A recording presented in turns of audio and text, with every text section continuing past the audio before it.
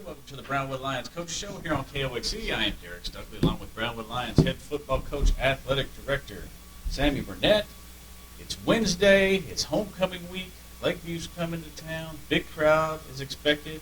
It's a good time to be a Brownwood Lion. Absolutely. It's always a good time to be a Brownwood That's true, Lion, too. to be honest. That's true, too. So how has preparations gone this week, Coach? They're going really well. We've done some adjustment. We have kids taking tests and things like that, doing SAT, so we've adjusted our practices a little bit, but we've had 3 good days. We were lighter on Monday.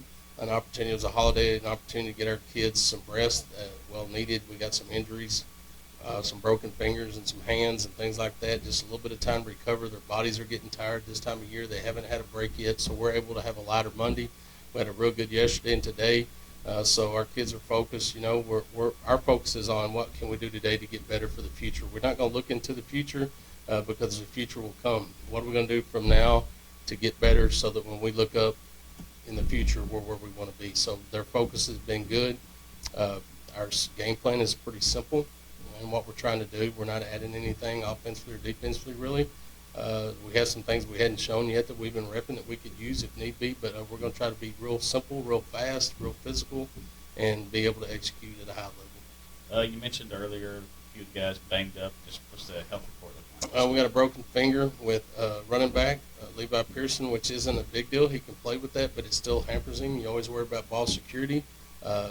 Xavier Zapata has something going on with the top of his hand, maybe a broken bone there. He hasn't got checked out yet. He's got it padded up and he's going to play through that. He's another running back and cornerback for us that they're working through that. Very tough kids. Jalen Brown, we're hoping to get back this week, so he looks like he's going to be able to go, so we'll let him go early probably. I still haven't made the decision on that yet, but more than likely we're probably going to let him go early to see how he goes. If he's timid or tentative, you know, not trusting it, I won't leave him in there long because that's when you have the capability of getting hurt again. But he seems to be working right back into shape, so it would be good to have Jalen back. Other than that, it's still the same old. You know, we got some shoulders.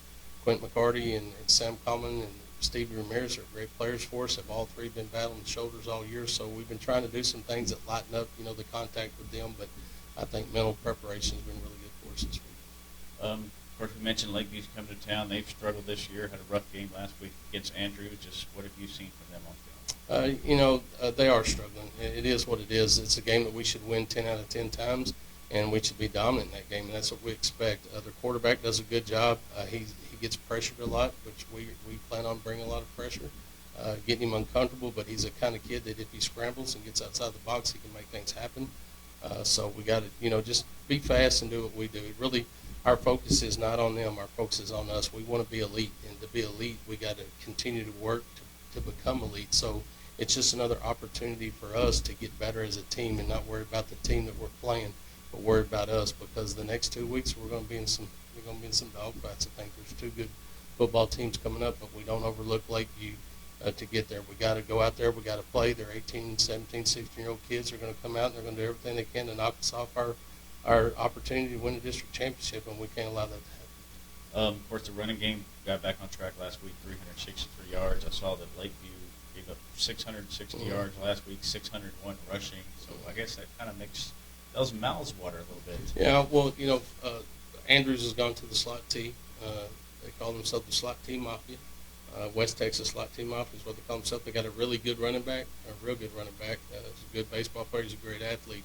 I think he's real apt to do really well in that offense. Their offensive line is firing off. I got to see them play against Lakeview, so their offensive line is really good, so I could see how they put up that kind of yards in that offense. You better be able to run the ball. But for us, you know, it gives us confidence knowing that we can go out there and dominate the offensive line, give our running backs opportunities to get to the second level and make big plays. So, of course, that's what we're going to do. We're going to try to put up a lot of running yards, running stats on them, and then throw the ball when we need to and spread it out a little bit. So, you mentioned earlier just, you know, how Lakeview's struggling. Do you have any concerns this week with the guys maybe being too overconfident going in? I don't, because we focused on that a lot.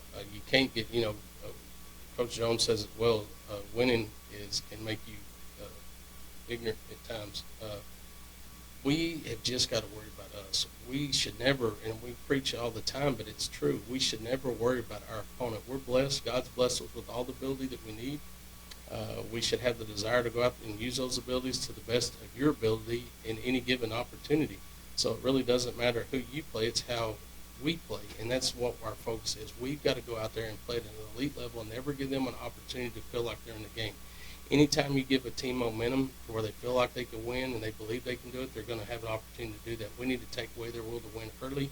We need to dominate in all three phases from the get-go and just make it an enjoyable night for us. And we have the ability to do that. Now, if we go out there and think they're just going to fold up because we step on the field, we're sadly mistaken. We can't do that. Our mentality has got to be a business mentality. We're going to work on Friday. We got a lot of people at the game. A lot of reunions are in town.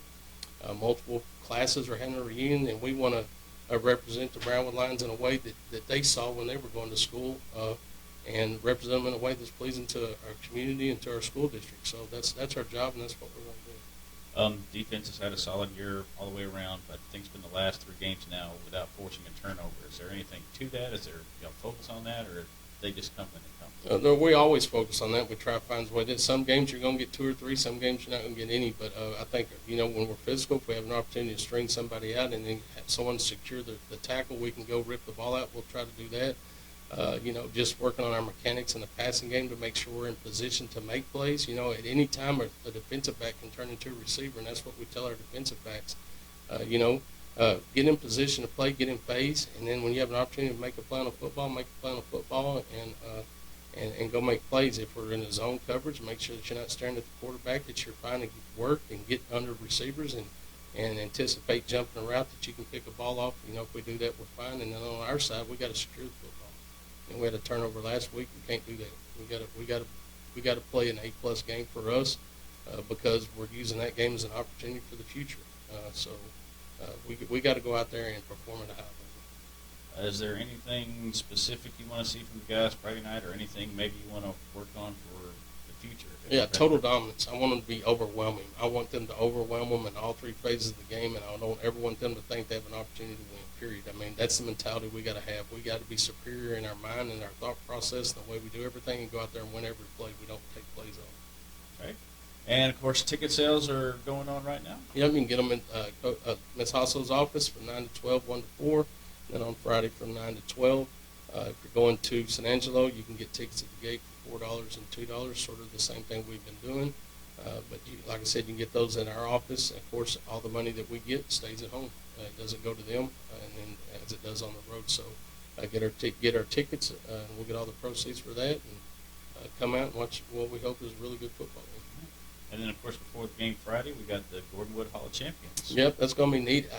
There's some great inductees, as there always is. There's so many people you could choose from in the past that are deserving of that honor. But for our kids to go and to sit there and listen to those people talk about what their program has done for them is awesome. I mean, because the kids sometimes don't understand that until you get older and you realize what a blessing it was to be in this community that supports football as strongly as they do, and a school district that supports all athletics and all extracurricular activities in a way that they do. You take it for granted sometimes. We're put up on a pedestal, and it's a neat thing, but not everybody's done that way. So it's a special time for our kids to listen to those people that have become successful people in their careers, and they contribute most of that to what they learned through the programs at Brownwood. So that's a big deal, and I want our kids to see that. That'll be 11:30 Friday at the First Methodist Church, and that'll be Jan Brown, Mike Davis, Chance Pierce, Sidney Darden, and Coach Steve Freeman going. It's a good class. It's a real good class. Yeah. All right. So what else has been going on this week, Coach? Well, we've had a lot going on this week. We We've had a girls and boys cross country district meeting, so congratulations to Coach Lipsy and the girls. They're district champions.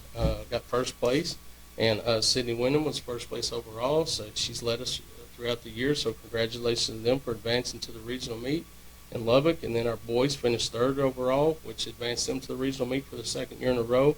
And Bennett Wyndham was third overall in that group. So congratulations to the Wyndham brother and sister and the teams for competing really well in district and having an opportunity to go advance to the regional. That's a big deal. I went to tennis yesterday. Our kids competed really well, but they faced a Peacer program that is really talented in tennis. We knew they were going to be. They weren't victorious, but they had a great year, so congratulations to them.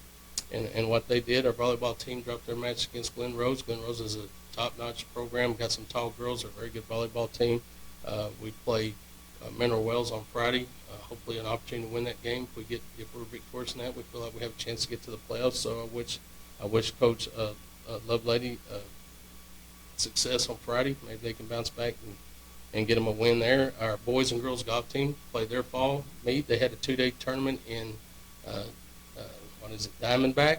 Our boys, it's a good tournament for them because most of the schools there are upper classes. So we got to compete against some strong opponents. Our boys finished 6th overall, and our girls finished 4th overall. So congratulations to the boys and girls. I think our girls were led by Miss Garcia, and our boys were led by Hudson Reagan. So congratulations to the boys and girls on their kickoff for their fall golf season. Yeah, going back to cross country, I think all 5 of the point scorers for the girls all finished in the top 15. Yeah, I mean, I think we beat everybody by like 24 points, which is places basically in cross country is how you score that. So we were really dominant on the girls' side. That was a big deal. Gracie Lee came in 2nd. Emma Stegmuller was 6th. So yeah, just a lot of solid performances all the way around. And you get to go to Lubbock on October 24th. Yeah, they're going to get to go up there in a charter bus and be treated like they should be treated for the success they've had this year. So I'm looking forward to their opportunity to hopefully advance out of region. And then, of course, tennis, tri-district champions, but then you get the bad break of going in as the 3rd seed and playing a really tough Easter team. But, yeah, solid season for them. Yeah, you can't knock it, man. For them to be tri-district champs is a big deal. I mean, it's a big deal. So Coach Blasek and Coach Hudson did a phenomenal job with them. Our kids were excited. They played well. They played hard. And, they never gave up, and that's what's important. But they just were against just a worthy opponent. I mean, Feaster has some really good tennis players across the board. I look up, and you're watching eight matches at the same time, and you don't find a weak spot in their program. So you got to tip your hat to them. But really pleased with what our boys and girls tennis team did. And then, tennis doesn't get much of a break. They turn around and have a spring season. Absolutely. They go year-round. It's full force all the time. They're constantly at it. All right, so what else do we have coming up this week, Coach? Okay, we have a combined team. We have an adjustment in that schedule. They were supposed to play Roscoe here at home, but Roscoe dropped that game yesterday, so we did pick up a game with Stephenville, so we'll travel to Stephenville with our combined team. They'll either play at 4 or 5:30. I haven't got confirmation on that yet, but as soon as I get that, I'll let everybody know. Our 9th grade and our JV will travel to San Angelo Lakeview and play at 5 and 6:30. So good luck to them. Again, we're hosting homecoming here at 7 o'clock against San Angelo Lakeview at Brownwood Stadium on Friday, and our volleyball team will host Mineral Wells at 5 and 6 o'clock at Warren Gym. So we got a lot of activities going on Thursday and Friday. Now, we talked about this a little Monday, but being your Brownwood grad, it's homecoming. What's that night like for you? Well, my group comes in. There's a good showing in my class. They come support, and the first time we had the little reunion on homecoming, we were successful. At halftime, they wanted to take a picture, so I jumped in there and take a picture. So hopefully we're in a position where I will feel like it's okay to go jump in and take a picture with them when we're coming out of the tunnel. But there's a lot of people excited. Like I said, there's, I think, 3 or 4 classes having their reunion at that time. We have the Gordonwood Hall of Champions Hall of Honor induction, that banquet on Friday, so it's going to be a big, busy day on Friday.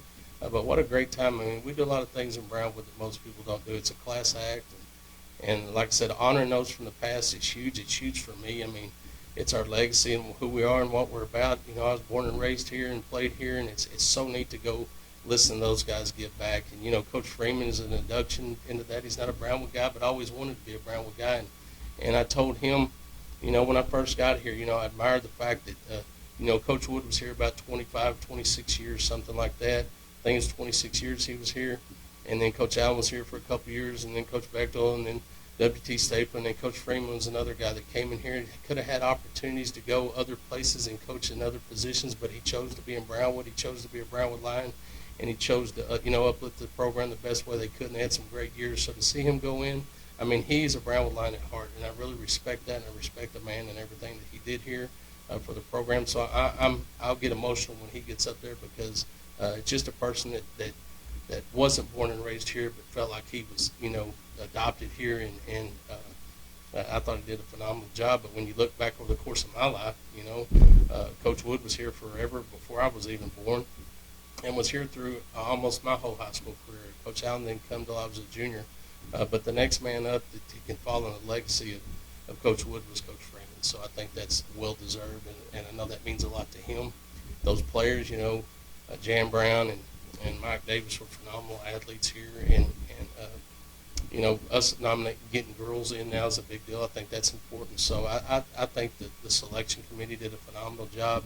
A bunch of guys in the community that work effortlessly and do that for us and not let that down. I think it's still led by Carter Sharp, who does a phenomenal job with that. But, there's a lot of people involved in that make it a big deal. So all in all, it's going to be a great week. Yeah. And again, that's 11:30 Friday. Brownwood Hall of Champions. If you get a chance, check it out. It's always a great ceremony. Anything else we need to mention, Coach? Yeah, let's thank those that make this show possible. Auto Glass Magic, Werner Auto Group, Syntex Body and Paint, Syntex Equipment Sales, Citizens National Bank, Dan Hill Containers, Dr. Bon Young, Dr. Pepper Bottling Company, Edward Jones Investments, Henry Medical, Howard Enterprises, Humphrey Pete's, Heartland Funeral Home, Landmark Admin, MC Bank, Crane & Johnson Associates, Smith Sharp Agency, Sonic Drive-In, Stanley Chrysler, Texas Bank, Weldon Wilson Electric, Western Bank, and Willie's Tees. All right, we will be back Monday to review the Lakeview game and look ahead to the Thursday night showdown with Lubbock Estacado here on the Brownwood Lions Coaches Show on KOXC, KOXC.com, the KOXC app, and the KOXC Facebook pages. Have a great day, Brownwood.